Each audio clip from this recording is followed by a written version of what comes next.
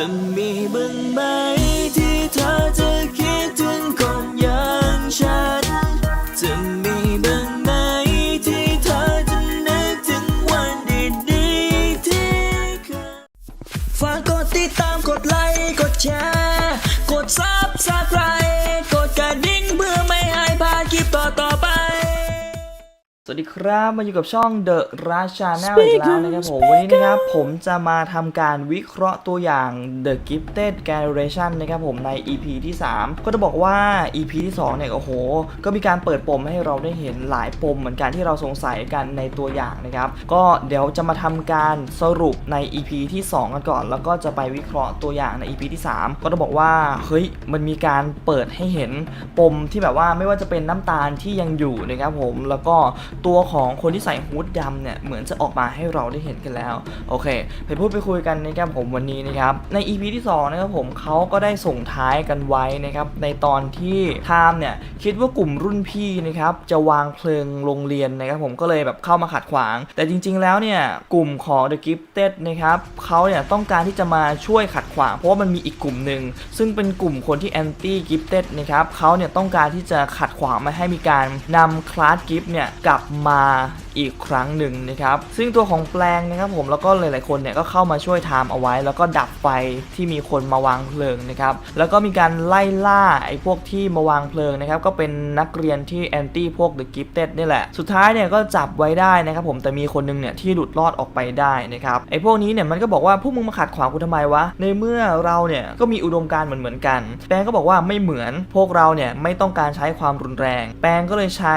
ศักยภาพของตัวเองนะครับผมทำให้ไอ้พวกนี้เนี่ยยอมสารภาพกับฝ่ายปกครองนะครับให้รออยู่ตรงนี้เพื่อสารภาพความผิดนั่นเองนะครับส่วนไทม์เนี่ยเขาก็ยังมองว่า The Gifted นะครับผมเป็นกลุ่มคนที่ทำผิดกฎอยู่ก่อเรื่องวุ่นวายรวมถึงเรื่องที่เขาเนี่ยได้ยินมาด้วยว่าปีก่อนเนี่ยกลุ่ม Gifted เนี่ยได้มีการก่อเรื่องไว้จนทำให้น้ำตาลเนี่ยต้องบาดเจ็บนะครับซึ่งตอนแรกพอดูไปก็คิดว่าเฮ้ยคิดว่าน้ำตาลตายไม่ตายนี่ครับผมแปงเนี่ยก็เลยเล่าให้ฟังว่ามันเกิดอะไรขึ้นนะครับเขาก็บอกว่าไอ้กลุ่ม Anti Gifted เนี่ยพวกเขาเป็นคนสร้างขึ้นมาด้วยตัวเองนะครับผมคือไปชวนพวกคนที่ Anti หรือ Gifted เนี่ยเข้ามาร่วมอยู่ในกลุ่มนะครับแต่สุดท้ายแล้วเนี่ยก็มีการไม่ลงรอยกันไอ้พวก Anti Gifted เนี่ยก็มองว่าเรื่องทั้งหมดที่เกิดขึ้นก็เป็นเพราะกลุ่ม The Gifted นี่แหละสุดท้ายเขาก็เลยแยกทางกันไม่ร่วมมือกันนะครับผมเพราะว่าไอ้พวกนี้เนี่ยมันชอบใช้ความรุนแรงนะครับซึ่งสาเหตุที่เกิดเรื่องในปีก่อนนะครับผมเป็นเพราะว่าไอ้พวกนี้นะครับผมมันไป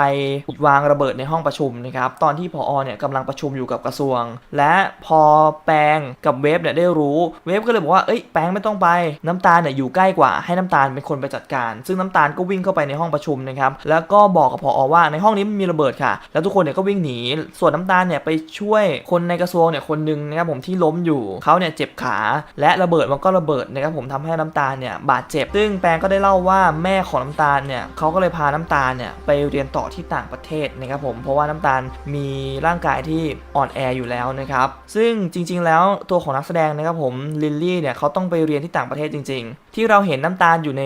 EP ที่ 2เนี่ยก็คงไม่ใช่น้ำตาลจริงๆนะไม่ใช่ลิลลี่นะครับเพราะว่าน่าจะเป็นเอ็กตร้ามากกว่าแต่ว่ามีการเอาเสียงของลิลลี่เนี่ยมาใส่พอไทม์ได้ยินว่าเรื่องทั้งหมดเนี่ยมันไม่ใช่ฝีมือของกลุ่มรุ่นพี่กิฟเต็ดนะครับเขาก็เบาลงไปบ้างนะครับผมที่เขาเนี่ยพยายามที่จะขัดขวางซึ่งเขาก็บอกว่าถ้าสิ่งที่พี่จะทำเนี่ยมันไม่ทำให้ใครเดือดร้อนผมก็จะไม่ขัดขวางและปุณนะครับผมเขาก็ถามว่าแล้วนายรู้ได้ยังไงว่ามันจะเกิดเรื่องขึ้นที่ห้องนั้นตัวของไทม์นะครับเขาก็บอกว่าอยู่ดีๆเนี่ยเขาก็เห็นทางเดินนะครับผมไปทางบันไดไปจนถึงห้องนั้นน่ะเขาก็เลยวิ่งไปคิดว่าเรื่องมันน่าจะเกิดขึ้นที่นั่นแน่เลยนี่ก็เป็นส่วนหนึ่งของศักยภาพของไทม์นะครับซึ่งในตัวอย่างนะครับผมใน EP ที่ 3เนี่ยเขาบอกว่าไทม์เนี่ยสามารถระบุพิกัดได้นั่นเองนะครับผมอันนี้เป็นศักยภาพของไทม์นะครับ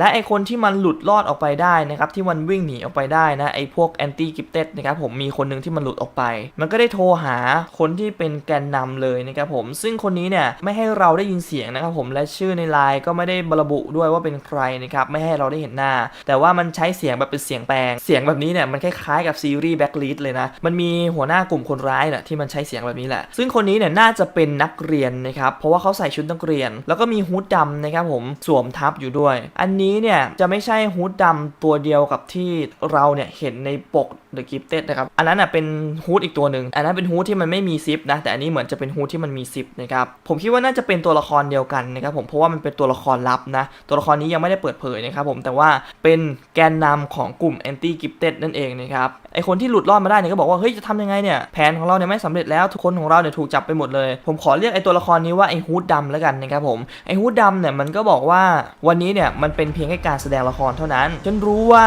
วันสอบวัดผลเนี่ยกลุ่มของ The Gifted เนี่ยมีแผนอะไรซึ่งเราเนี่ยก็มีแผนเช่นเดียวกันนะครับและใน EP ที่ 2 ก็จบเพียงเท่านี้นะครับผมซึ่ง EP ต่อไปเนี่ยจะเป็นการเตรียมแผนที่จะเริ่มแผนในวันสอบวัดผลแล้วนะครับซึ่งในตัวอย่างนะครับผมก็จะเห็นว่าไทม์เนี่ยเหมือนกำลังทดสอบศักยภาพของตัวเองอยู่นะครับเขาเอาแผนที่เนี่ยมากางนะครับผมแล้วก็แปลงเนี่ยก็บอกว่าศักยภาพของนายเนี่ยคือการระบุพิกัดไทม์เนี่ยเหมือนจะเพ่งในจิตของตัวเองนะครับผมแล้วก็แบบเหมือนเห็นพิกัดของตัวเองน่ะแล้วก็เอาตัวของหมากรุกนะครับผมมาวางไว้ตามแผนที่ซึ่งพวกเขาน่าจะทดสอบกันว่าอันนี้อยู่ตรงไหนตรงนี้อยู่ตรงไหนแล้วเขาก็วางไปในแผนที่นะครับผมซึ่งไทม์เนี่ยก็น่าจะรู้ตำแหน่งนะครับและเวฟเนี่ยก็ถามว่าแล้วนายเนี่ยระบุตำแหน่งของสิ่งของได้ไหมซึ่งตอนที่ทดสอบตอนแรกน่าจะเป็นการระบุว่าใครอยู่ในห้องไหนอะไรอย่างนี้มากกว่านะครับแล้วตัดมาที่ฉากที่ไทม์เนี่ยถามว่าพวกพี่จะให้ผมช่วยเหรอแปลเนี่ยก็บอกว่าพวกเราจำเป็นต้องให้นายช่วยจริงๆซึ่งศักยภาพของไทม์เนี่ยมันก็มีความสำคัญนะครับผมในภารกิจของเด็กกิฟต์ครั้งนี้เหมือนกันนะตัดมาที่ฉากของคุณครูกันบ้างนะครับซึ่งตรงนี้นะครับผมน่าจะเป็นตอนที่ผอ.สุพจน์เนี่ยกับครูปอมนะครับคุยกันเกี่ยวกับเรื่องพวก Anti Gifted นะครับแล้วครูดารินเนี่ยก็เข้ามาแล้วก็บอกว่าท่านผอ.เนี่ยจะสนใจแต่พวก Anti Gifted เหรอคะแล้วพวกเด็กกิฟต์รุ่น 15 ที่กำลังต่อต้านผอ.อย่างลับๆเนี่ยท่านไม่คิดจะจัดการอะไรบ้างหรอและท่านผอ.เนี่ยก็บอกว่าไม่ต้องห่วงหรอกครับผมหาทางจัดการเอาไว้แล้วหาทางจัดการเอาไว้แล้วคือมีแผนอยู่แล้วหรือเปล่านะครับผมตรงนี้เนี่ยถ้าให้เดานะครับผมหาทางจัดการเอาไว้เนี่ยผอ.เนี่ยจะเป็นคนที่อยู่เบื้องหลังของกลุ่ม Anti Gifted ซะเองหรือเปล่าหรือกลุ่ม Anti Gifted เนี่ยจะเป็นคนของครูดารินหรือเปล่าเพราะครูดารินเนี่ยก็ไม่ได้ธรรมดานะครับอย่างกลุ่มของเด็กกิฟต์รุ่นพี่นะครับซึ่งตอนนี้ได้ทามาเป็นพวกแล้วตอนแรกคิดว่าจะเปิดศึกกันแต่ไม่ใช่นะตอนนี้เนี่ยได้ทามาเป็นพวกก่อนเลยคนแรกนะครับซึ่งก็ยังเหลือเด็กกิฟต์อีก2คนที่เป็นเด็กใหม่นะครับผมยังไม่ได้เข้ามาร่วมด้วยอันนั้นก็ต้องรอในอนาคตว่าจะมาเมื่อไหร่นะครับซึ่งจะมาขัดขวางไหมไม่รู้เลยเพราะว่าตัวคาแรคเตอร์ของเติร์ดเนี่ยเขาก็เป็นคนที่ค่อนข้างที่จะอารมณ์ร้อนอารมณ์ร้ายอยู่เหมือนกันและไม่รู้ศักยภาพของเขาคืออะไรนะครับส่วนกลุ่ม Anti Gifted เนี่ยที่พยายามขัดขวางไม่ให้คลาสกิฟต์เนี่ยกลับมาเปิดเขาก็ขัดขวางด้วยวิธีที่ค่อนข้างที่จะรุนแรงนะครับผมทำให้พวกกลุ่มของเด็กกิฟต์เนี่ยต้องมาขัดขวางกลุ่มของ Anti Gifted อีกทีหนึ่งซึ่งเราไม่รู้นะครับผมว่าใครอยู่เบื้องหลังของกลุ่ม Anti Gifted ซึ่งมันมีคนที่บงการอยู่เบื้องหลังอีกคนนึงก็คือไอ้โม่งดำนั่นแหละแต่ก็เป็นนักเรียนหนึ่งในนี้แหละซึ่งเป็นตัวละครลับเรายังไม่ทราบอย่างแน่นอนนะครับอาจจะเป็นไปได้ว่าแผนของผอ.สุพจน์เนี่ยที่บอกว่าเตรียมจะจัดการอยู่แล้วอาจจะเป็นการบงการไอ้กลุ่ม Anti Gifted เนี่ยอยู่เบื้องหลังก็ได้หรือไม่ครูดารินอาจจะเป็นคนอยู่เบื้องหลังไอ้กลุ่ม Anti Gifted พวกนี้ก็ได้นะอันนี้คือสิ่งที่ผมคิดนะครับผมแล้วพวกคุณนะครับผมมีความคิดเห็นอย่างไรนะครับผมก็ลองคอมเมนต์กันเข้ามาดูถ้าผมเนี่ยวิเคราะห์ตรงไหนผิดพลาดประการใดก็ต้องขออภัยไว้ด้วยแล้วกันนะครับฝากกดไลค์กด Subscribe กดแชร์กันด้วยอย่าลืมกดกระดิ่งเพื่อไม่พลาดคลิปต่อไปแล้วเจอกันใหม่ในคลิปหน้าสำหรับวันนี้ไปแล้วครับ